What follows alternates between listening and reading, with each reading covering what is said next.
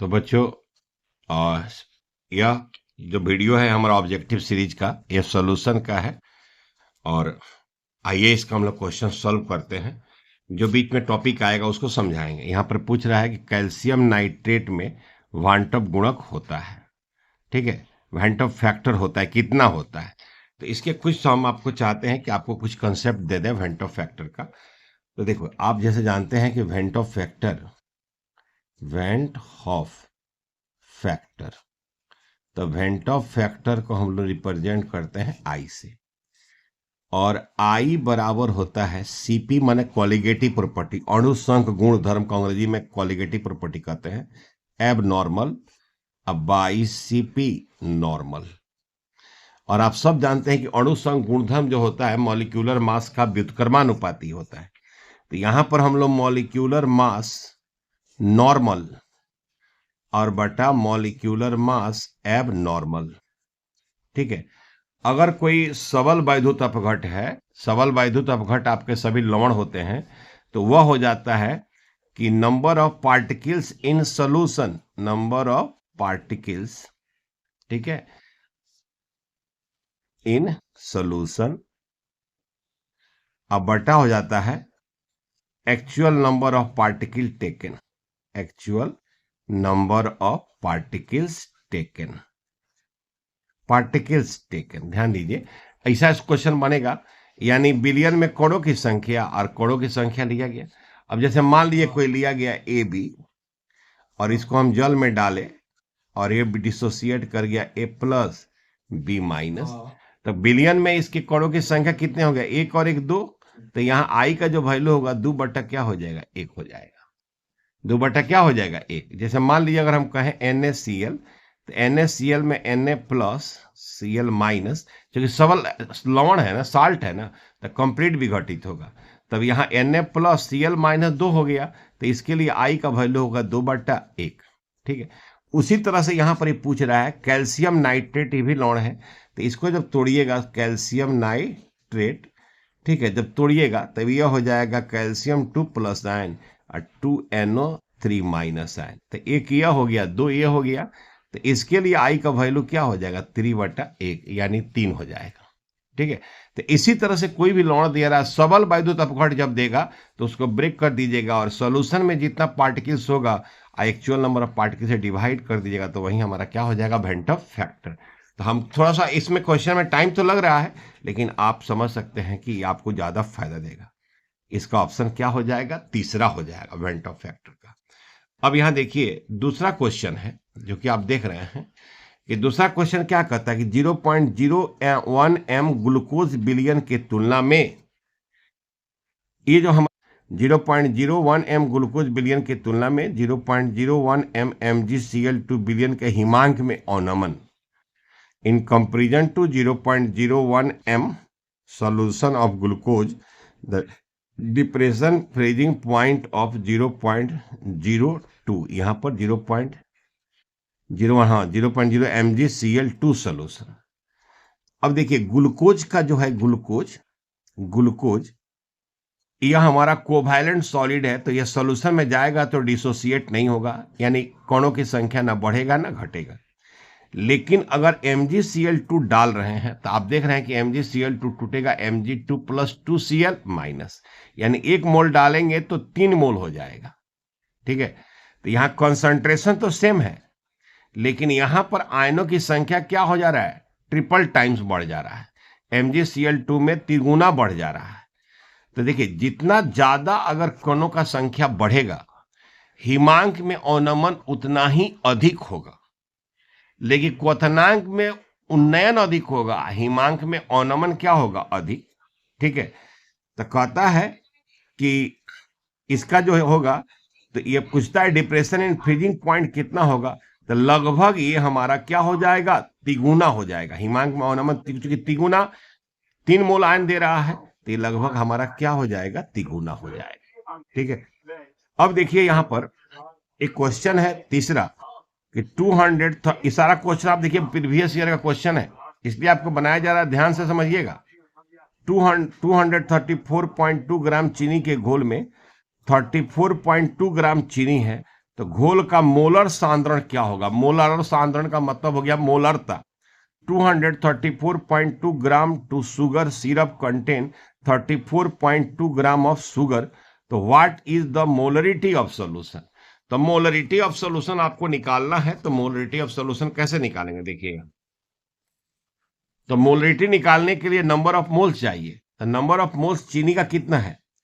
334.2, और इसका molar mass आप जानते ही हैं कि 342 होता है।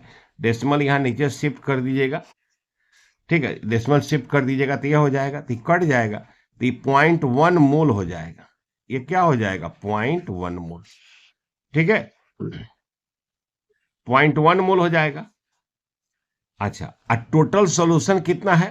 तो टोटल सॉल्यूशन आपका है 234.2, यानी आपका जो मास ऑफ सॉल्यूशन है, सॉल्यूशन का जो मास है वह है कितना? सॉरी, 234.2, और घटा देना इसमें 34.2, सॉल्यूट घटा दीजिएगा तो आपका सॉल्यूशन का मास हो जाएगा 200, 1 ग्राम हो जाएगा, ठीक है, और मोलों की संख्या हो गया है 0.1।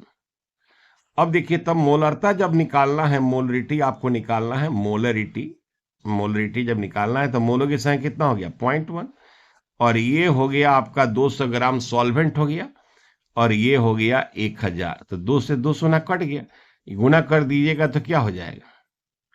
तो तब यह हो जाएगा 1/2, यानी 0.5 मोल पर लीटर हो जाएगा।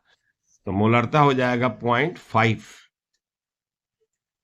लेकिन आप यहां देख रहे हैं कि हम लोग का आंसर आया है 0.5 मोल पर लीटर। यहां देख लीजिए, 0.5 मोल पर लीटर ही होगा सही, ठीक है, क्योंकि यहां देखिए हमने क्या किया है, चीनी की मोलों की संख्या निकाल लिया है, उसमें से विलायक का निकाल लिया है, तो विलायक का दरमान, मोलों की संख्या विलायक का दरमान 1000 से काट देंगे तो 0.5 आएगा। लेकिन यहां जो आंसर देखिए 0.5 नहीं है, ठीक है, तो इसमें हम लोगों को क्या होगा आंसर में, याद रखिए कि 0.5 होगा, तो इसका हो जाएगा 0.5। ऑप्शन में नहीं है तो मिसप्रिंट हो सकता है, ठीक है, 0.5 होगा इसका, जो आपको सोल्यूशन करके दे दिया गया। अब आइए इसमें चौथा क्वेश्चन को हम लोग देखते हैं। तो वीडियो देखिए, आप ऐसा कीजिएगा, जब भी कोई क्वेश्चन है ना तो वीडियो को रोक दीजिए और अपना आंसर बना लीजिए, अब फिर चेक कीजिए। निम्नलिखित में से कौन अणुसंख गुण है? Which is colligative property? तो भैया ये विस्कोसिटी तो है ही नहीं, सरफेस टेंशन है ही नहीं, तरलता लिक्विडिटी है ही नहीं, परासरण दाब ओस्मोटिक प्रेशर यह है, तो ये हमारा सही होगा, ठीक है। अब आ जाइए पांचवा जो क्वेश्चन है हम लोगों का, पांचवा क्वेश्चन, ये भी प्रीवियस ईयर का बोर्ड का क्वेश्चन है, ठीक है। क्या कहता है? कौन सी सांद्रण इकाई ताप से स्वतंत्र है? Which concentration term is not change with change in temperature?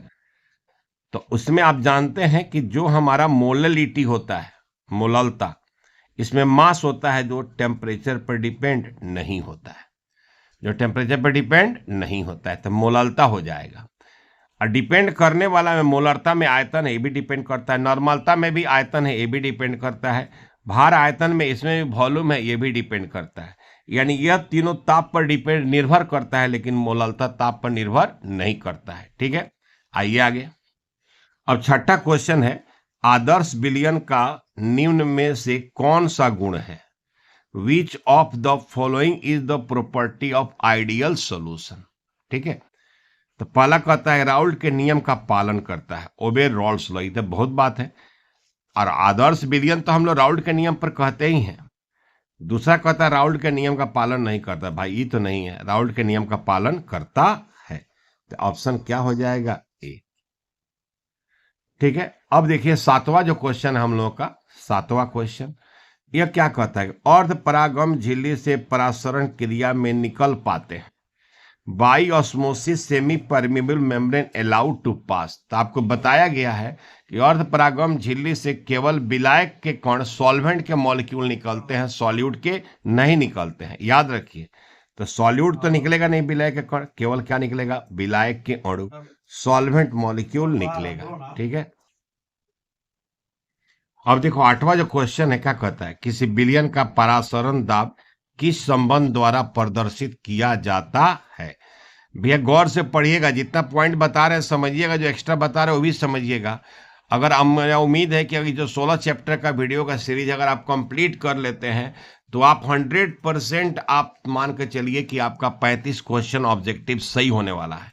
तो इस वीडियो पे जब आए तो स्किप नहीं कीजिए वीडियो को। थोड़ा 20-25 मिनट का वीडियो हो रहा है तो इसको पढ़िए, सीखिए। अब स्किप करते करते तो 2 साल बिता दिए। अब वीडियो को स्किप न करो मेरे बच्चों, अब इसको पढ़िए ताकि 35 क्वेश्चन ऑब्जेक्टिव का बना कर आए आप, ठीक है। तो अब कहता है an osmotic pressure of solution is expressed by, तो एकदम पाई बराबर सी आर टी, पाई बराबर सी आर टी, ठीक है। अब देखिए यहां पर 9वां क्वेश्चन है, 9वां क्वेश्चन 0.01 मोलरिटी बेरियम नाइट्रेट घोल का वांटअप गुणक दिया हुआ है, तो विघटन स्तर क्या है, यानी डिग्री ऑफ डिसोसिएशन पूछ रहा है। Van't Hoff factor 0.1 m, barium nitrate solution is 2.74, तो डिग्री ऑफ डिसोसिएशन निकालना है आपको, ठीक है विद्यार्थी। तो अब देखिए डिग्री ऑफ डिसोसिएशन निकालना है, तो जब अल्फा बराबर होता है तो ये लिखते हैं I-1 अब बट्टा N-1। I हो गया वेंटअप फैक्टर और N हो गया बिलियन में कणों की संख्या, ठीक है। अब देखिए यहां पर आप डिसोसिएट कर रहे हैं तो कौन बेरियम नाइट्रेट हो गया, तो दो मोल नाइट्रेट 1 मोल बेरियम हो जाएगा, तो यानी सोल्यूशन में जब जाएगा तो यह 3 मोल दे देगा। यानी आप बेरियम नाइट्रेट को डिसोसिएट करेगा बेटा, आप लोग बेरियम नाइट्रेट को आप डिसोसिएट करेंगे जल में जब जाएगा तो यह हो जाएगा बेरियम 2+ और ये दे देगा 2NO3-, तो कितना दे दिया 3, तो बिलियन में कणों की संख्या कितना हो गया 3, और वेंटअप फैक्टर दिया हुआ है, तो वेंटअप फैक्टर दिया कितना दिया 2.74, तो ये दिया हुआ आपका 2.74-1, ठीक है। अब बाई कर देना है 3-1, तो ये कितना हो जाएगा, ये हो जाएगा 1.74, अब बटा क्या हो जाएगा 2, डिवाइड कर दोगे तो 2×8 = 16, 2×7 = 14, लेकिन यहाँ परसेंटेज में दिया हुआ है, ठीक है। तो परसेंटेज अब अल्फा निकालोगे, ठीक है, तो ये कितना हो जाएगा 0.87 इंटू क्या हो जाएगा 100, तो यह हो जाएगा 87%, तो 87% आपका आंसर होगा, ठीक है। अब देखिए यहां पर एक और क्वेश्चन 10 नंबर जो न्यूमेरिकल है, ठीक है। कम से कम इतना तो जो तुम लोग देख लो ताकि तुम लोग से सवाल क्या हो सके, बन सके, ठीक है। आइए इस सवाल को हम लोग बनाएं आपके लिए। देख लीजिए यहाँ पर 5% है केन शुगर है, जो 5% एक घोल पदार्थ X के 1% के आइसोटोनिक है, यानी समप्रसारी है, तो X का अणुभार निकालना है आप। तो देखिए यहाँ पर तो एक तरफ केन शुगर है, केन शुगर चीनी को कहते हैं, एक तरफ एक पदार्थ है X, ठीक है 5%, तो ये हो जाएगा 5, और इसका है 1%, तो ये 1, तो इसका 1 हो जाएगा, ये हो जाएगा MB, ठीक है। अब क्रॉस मल्टीप्लिकेशन करोगे तब MB बराबर हो जाएगा 342/5, तो ये हो जाएगा 5×6 = 30, 4 आ जाएगा 42, ये हो जाएगा 5×9 = 40, तब हो जाएगा 5×4 = 20, तो 68.4 आ जाएगा, तो 68.4 ऑप्शन ए है, ठीक है। अब देखो 11 नंबर भी क्वेश्चन वही है, तो रिपीट नहीं करना है आपको, ठीक है। 11 नंबर भी क्वेश्चन जो आपका वही है, तो रिपीट नहीं कीजिए इसको, ठीक है। सेम क्वेश्चन सेम पैटर्न है। अच्छा 12 नंबर भी क्वेश्चन सेम है, 12 नंबर जो क्वेश्चन है वो भी पीछे बना दिया गया है, जिसका 87% आया है। अब देखिए 13 नंबर क्वेश्चन है जो बड़ा शानदार क्वेश्चन आपके लिए, इंपॉर्टेंट क्वेश्चन है, यानी इसको हम VVI कह सकते हैं आपके लिए। कहता है निम्नलिखित जलीय घोल में किसका क्वथनांक अधिकतम होगा, which of the following aqua solution should have highest boiling point. अच्छा जी कंसंट्रेशन सबका सेम है, अब ये टूटेगा तो 1 मोल टूटेगा तो 2 मोल देगा, या 1 मोल टूटेगा तो सोडियम सल्फेट है 2 मोल सोडियम, 1 मोल सल्फेट 3 मोल देगा, या 1 मोल टूटेगा तो 2 मोल देगा, या 1 मोल टूटेगा तो 2 मोल देगा। तो जिसमें मोलों की संख्या ज्यादा होगा उसका क्वथनांक क्या होगा, अधिक होगा, तो ऑप्शन हो जाएगा बी हो जाएगा, ठीक है। ये देखिए समान ताप एवं दाब पर 14 नंबर जो क्वेश्चन है, समान ताप एवं दाब पर किसी गैस के 1 मोल का आयतन भैया at NTP 1 mole of gas volume 22.4 होता है। ठीक है, एवोगाड्रो की संख्या जो होती है 6.02 टू 10 टू पावर 23। ठीक, अब यहां देखिए छठा जो क्वेश्चन है, रासायनिक अभिक्रिया H2I2 2HI का साम्य स्थिरांक Kp निर्भर करता है। ठीक है, तो किस पर निर्भर करता है? तो दाब पर तो निर्भर नहीं करेगा, क्योंकि दोनों तरफ मोलों की संख्या क्या है, सेम है। उत्प्रेरक पर भी निर्भर नहीं करेगा, H2I2 के मात्रा पर और तापक्रम पर। ठीक है, तो यह जो साम्य स्थिरांक Kp जो है वो H2I2 के मात्रा पर निर्भर करेगा। ठीक है, अब देखिए यहां पर ऐसे ही हमारा जो क्वेश्चन 16 है वह इस चैप्टर से रिलेटेड नहीं है। अब देखो 17 जो है, 17 किसी बिलियन के 200 ml में 2 ग्राम NaOH घुले हुए हैं, बिलियन की मोलरता क्या होगी? देखिए सब प्रीवियस ईयर क्वेश्चन है, ध्यान से पढ़िएगा बच्चों। What is the molarity of A solution containing 2 gram NaOH in 200 ml? तो आइए इसको बनाते हैं। ठीक है, तो देखिए, तो NaOH जो है, NaOH यही हमारा सॉल्यूट है। अब मोलरता मोलरिटी निकालना है। इसका मास कितना दिया था? 2 ग्राम, 2 ग्राम दिया है, और मोलर मास 23 और 16 एक कर देंगे तो 40, और 200 ml में है तो ऊपर में आप 1000 से करेंगे। तो देखिए 3 सोना तो ऐसे ही कट जाएगा, और 2 से 2 कट गया, तो ये हो गया 1/4 यानी 0.25। तो मोलरता ऐसा कितना होगा? 0.25। देख लीजिए 0.25 आंसर है, तो है 0.25 आंसर है। अब 18 नंबर क्वेश्चन जो है वह क्वेश्चन क्या कहता है कि 0.3 m फास्फोरस की नॉर्मलता, नॉर्मलिटी ऑफ 0.3 m फास्फोरस।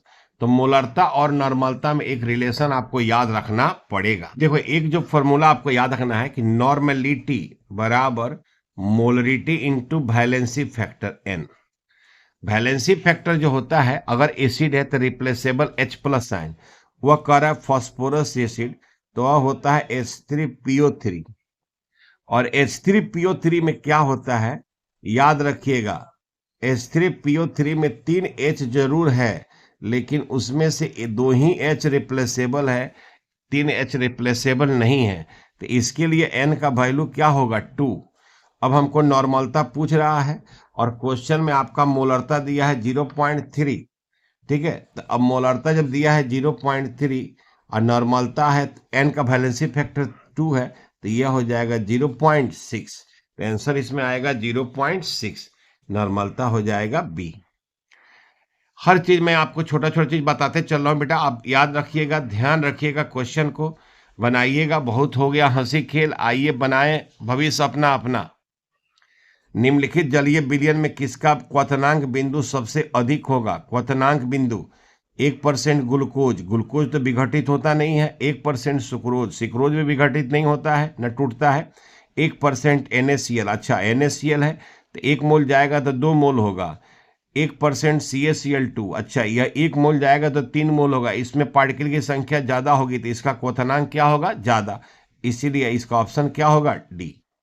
ठीक है, अब कहता है 20 नंबर जो क्वेश्चन है, 20 नंबर क्वेश्चन कि सांद्रण व्यक्त करने की किस विधि में विलयन की सांद्रता ताप के साथ परिवर्तित नहीं होता है?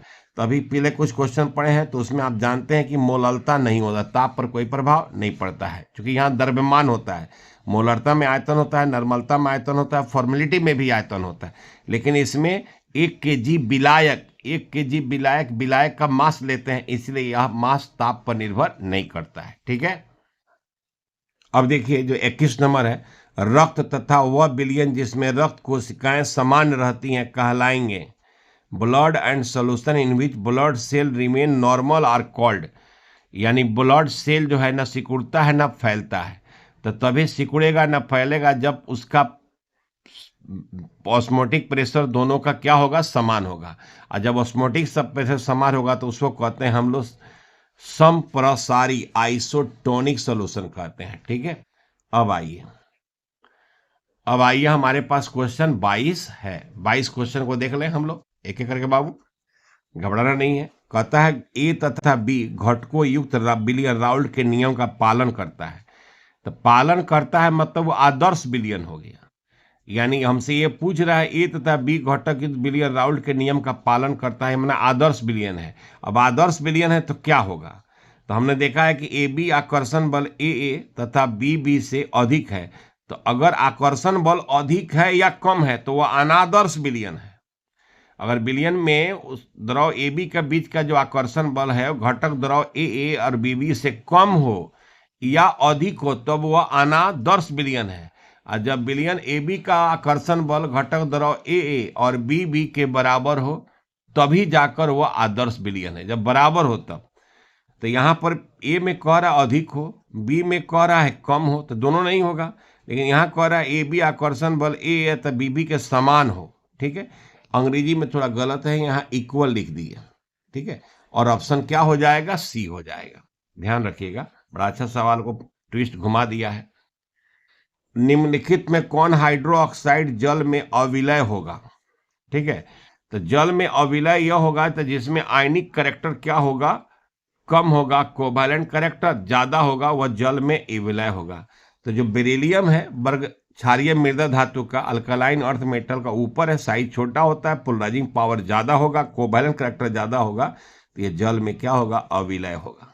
ठीक है, अब कहता है 24, एक बिलियन में M2 अणुभार का वाष्पशील विलय उपस्थित है।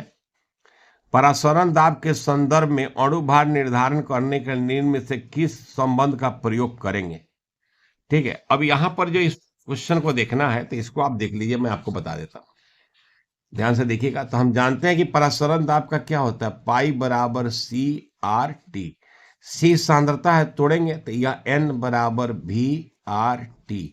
इसको भी तोड़ेंगे तो ये हो जाएगा W B by M B और इंटू भी इंटू आर टी। ठीक है, अब हमसे निकालना है तो ये मान लो एम बी इधर चला आएगा तो ये हो जाएगा डब्ल्यू, ये हो जाएगा पाई भी आर टी। तो देख लो, तो डब्ल्यू भी, ठीक है, यहां पर डब्ल्यू बाई पाई भी आर टी, डब्ल्यू बाई,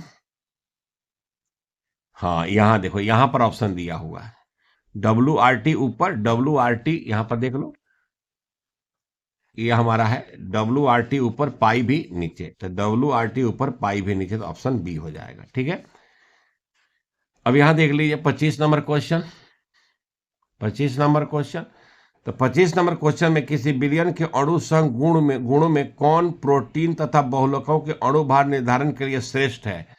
तो भैया इसमें से परासरण दाब है, अगर प्रोटीन या बहुलकों का अणु भार ज्ञात करने के लिए श्रेष्ठ है तो परासरण दाब है। ठीक है, 26 देखिए, 26, निम्नलिखित कौन सा अणु संग गुणधर्म नहीं है।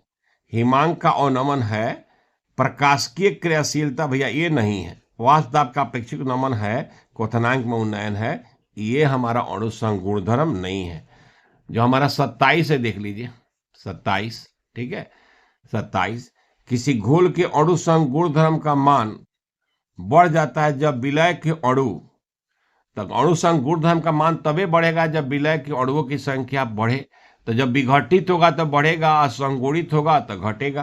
तो यहां पर जब विघटन हो रहा है, देखिए जब विघटित होगा तो अणु संग गुणधर्म का मान क्या होगा, बढ़े। अच्छा क्वेश्चन है, देखिए बाबू, एक 28 नंबर क्वेश्चन है, कहता है कि यदि द्रव HCl का घनत्व, द्रव HCl का घनत्व 1.17 ग्राम पर सीसी हो तो इसकी मोलरता होगी। If density of HCl is 1.17 ग्राम पर सीसी, तो हमारा सोल्यूशन किसका है, तो HCl का है। डेंसिटी जो है वह कितना है, 1.17 ग्राम पर सीसी। सीसी जो है इसको कहते हैं क्यूबिक सेंटीमीटर, यानी इसको कहते हैं ml। इसका मतलब है कि 1 ml अगर हम सोल्यूशन लेते हैं तो उसमें HCl कितना है, तो 1.17 ग्राम। तो अगर आप 1000 ml लेते हैं तब कितना होगा, ज्यादा हो जाएगा। तो इसमें आप क्या कीजिए कि 1000 से गुना कर दीजिए, तो जब गुना कीजिएगा तो चला आ जाएगा 1170 ग्राम। ठीक है, अब इसका क्या कीजिए कि आप इसका नंबर ऑफ मोल्स निकाल लीजिए, मोलों की संख्या निकाल लीजिए। तो यह हो जाएगा 1170, ये हो जाएगा आपका 36.5। अब इसका 1 से HCl का मोलर मास हो जाएगा, तो जब ये निकाल कर गुना भाग करके निकालिएगा तो जो आंसर आएगा आपका डिवाइड करने के बाद 1 लीटर में, वही आपका जो हो जाएगा आंसर हो जाएगा।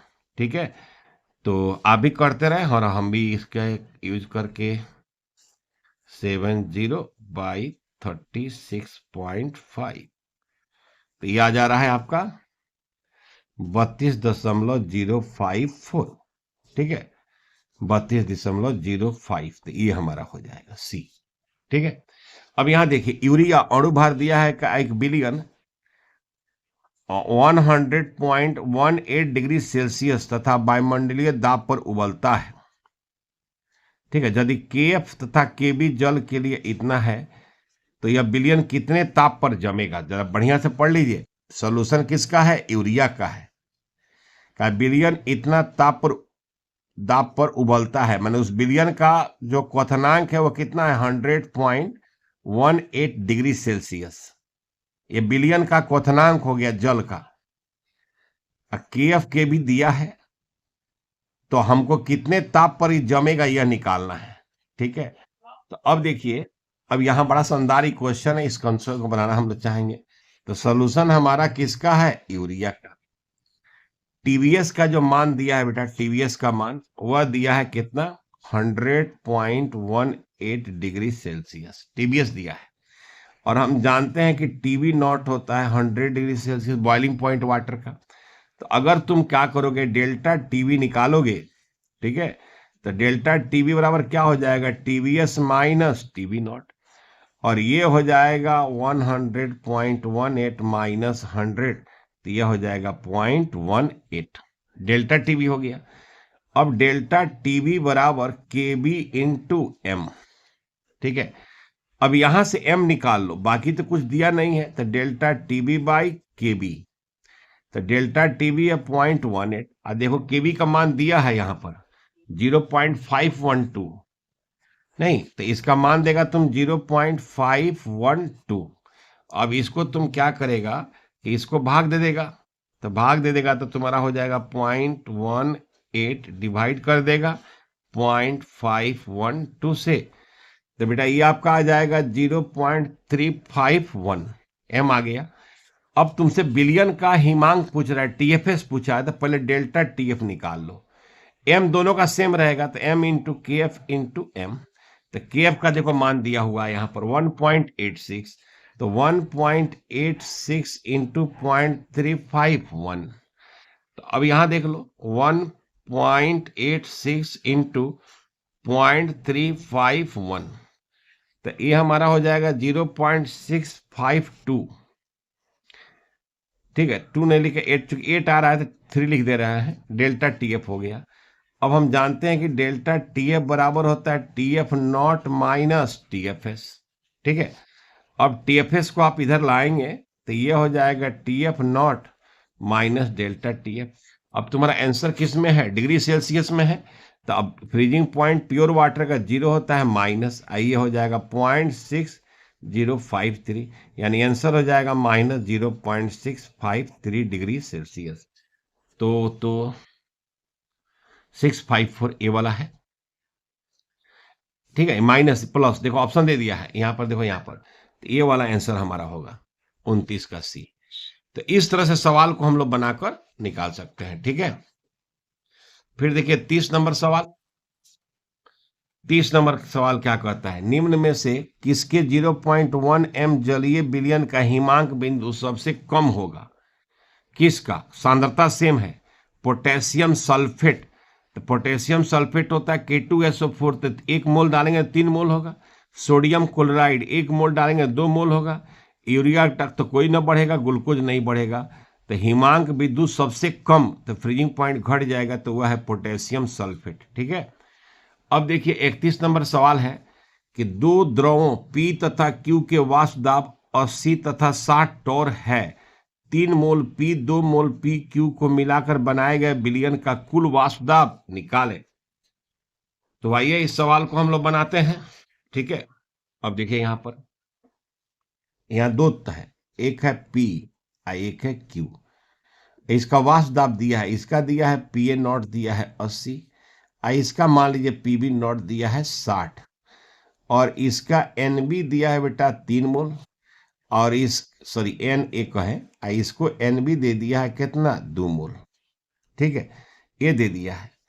अब जब मोलों की संख्या दिया है तो मोल फ्रैक्शन निकालना होगा तुमको, तो इसका काई ए बराबर एन ए, अब बटा क्या हो जाता है N A plus N B.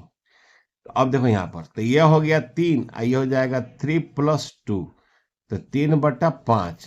ठीक है, तो यह हो जाएगा 0.6, यह हो जाएगा 0.6। इसका मोल फ्रैक्शन हो गया 0.6 और इसका मोल फ्रैक्शन क्या कर देंगे 1 माइनस काई है, तो इसका 1 माइनस 0.6, तो इसका हो गया 0.4। ठीक है, अब मान लीजिए कि हमको पार्शियल प्रेशर निकालना है पी ए, तो हम जानते हैं पी ए नॉट इंटू काई ए, तो पी ए कितना है तो वह है 80, आई हो गया 0.6, दशमलव यहाँ कर दोगे तो कट जाएगा, तो ये हो जाएगा 8 × 6 = 48। उसी तरह से पार्शियल प्रेशर बी इसका निकालो, तो पीबी बराबर पीबी नॉट इंटू काई बी, तो पीबी कितना है 60, ये कितना है 0.4, तो 0 यहाँ कर दोगे तो कट जाएगा, तो ये हो जाएगा 6 × 4 = 24। तो देखो यहाँ पर इसका दोनों का पार्शियल प्रेशर यहाँ पर क्या करेंगे जोड़ देंगे, 8 × 4 = 12, 4 × 1 = 5, 2 = 7, तो 72 टोर हो जाएगा। ठीक है, तो आइए देखते हैं 72 टोर ऐसा ही बनेगा आपको। ठीक है, क्योंकि ये सॉल्यूशन है तो न्यूमेरिकल यहां से रहने की चांस है, थियोरेटिकल भी रहेगा, तो लगभग हम कुछ जो बना दे रहे हैं ताकि इसके आधार पर आप इसको बार बार क्या कर सकते हैं रिपीट करके देख सकते हैं। अब यहाँ देखिए 32 नंबर में 18 ग्राम ग्लूकोज को 178.2 ग्राम जल में मिलाया जाता है, तो इस विलयन में 100 डिग्री सेल्सियस पर जल का वाष्प दाब होगा। ठीक है, मतलब 18 ग्राम ग्लूकोज को इतना ग्राम जल में मिलाया जाता है, तो विलयन में 100 डिग्री सेल्सियस, तो देखो विद्यार्थी, तो 100 डिग्री सेल्सियस पर जल का वाष्प दाब जो होता है वो 760 टोर होता है। तो पी नॉट पता है, डब्ल्यू बी पता है, डब्ल्यू ए पता है, एम बी निकल जाएगा, एम ए निकल जाएगा। ठीक है, अब पी एस निकालना है, यानी रॉल्ट के नियम को यहां पर लगाना है। ठीक है, यानी यहां पर सॉल्यूट है, तो देखो यहां पर यह है डब्ल्यू बी ग्लूकोज है जो है 18 ग्राम। अच्छा, इसका एम बी जो है एम बी वह कितना होता है 180 ग्राम। तो जो हमारा डब्ल्यू ए है वाटर वह है 178.2 ग्राम, 178.2 ग्राम। एम ए हमारा कितना है तो ये है 18 ग्राम। और हमको क्या किया है कि 100 डिग्री सेल्सियस पर जल का वाष्प दाब निकालना था। 100 पर पी नॉट तो हमारा होगा, पी नॉट वह होगा 760 टोर, लेकिन हमसे कह रहा है कि पीएस निकालिए। क्या निकालिए? पीएस। तो देखिए यहां पर, तो ये जो सोल्यूशन है हम लोगों का ये डाइल्यूट सोल्यूशन है। ठीक है, इसीलिए डाइल्यूट सोल्यूशन में P nought minus P S बटा पी नॉट बराबर W B by M B into W A into M A, ये रखा जाता है। तो पी नॉट तो हमारा रखा हुआ है 760, पी नॉट रखा हुआ है, पी एस तो निकालना ही है, ये हो जाएगा 760। और डब्ल्यू बी का वैल्यू देखिए यहाँ दिया है 18, तो यहाँ लिख देंगे 18 और नीचे लिख देंगे 180। और डब्ल्यू ए इसका कितना दिया हुआ है वाटर का 178.2, ये है 18। ठीक है, अब इसको क्या करेंगे हम लोग सॉल्व कर देंगे। ठीक है, जब इसको सॉल्व कीजिएगा तो आएगा 752.33। तो आप देख लीजिए ये है 752.40। ठीक है, अब देखिए 33 नंबर, ठीक, यूरिया है 1 लीटर में 68.4 ग्राम सुक्रोज है। ठीक है, तो मास तो अलग अलग है। ठीक है, तो अब मान लीजिए कि मास अलग अलग है। अब विलयन के वाष्प दाब में अपेक्षिक अवनमन आपको क्या करना है बताना है। तो यहां पर आप देख लिए कि जो सवाल है बड़ा शानदार सवाल सेट किया है। यहां पर आपको कह रहा है कि इसका विलयन के वाष्प दाब में अपेक्षिक नमन, तो विलयन का वाष्प दाब में अपेक्षिक नमन एक प्रकार का अणुसंग गुणधर्म है जो कोणों की संख्या पर निर्भर करता है। तो यहाँ यूरिया का मास दिया है, तो यूरिया का मास दिया है बेटा कितना 12। यूरिया का मोलर मास होता है 60, तो 12 पचे 60, 1/5, तो ये हो गया 0.2 मोल। चलो ग्लूकोज का मोल निकाल लेते हैं। तो इसका दिया है 68.4, इसका मोलर मास होता है 342।